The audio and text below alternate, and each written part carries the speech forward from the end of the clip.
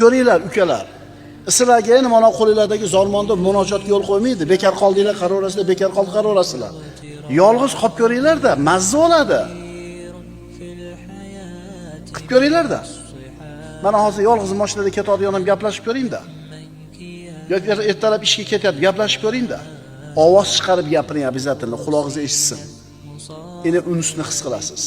Demak, haqiqiy sodiq murid Robbisi bilan bo'ladigan xilvati bor. Yolg'iz o'tirib Robbisiga munojot qiladi, zikr qiladi, tilovat qiladi, gaplashadi Robbisi bilan. Endi munojotni nimaligini bilganingizdan keyin, uni mazasini totib ko'rganingizdan keyin albatta yolg'izlikni xohlab qolasiz.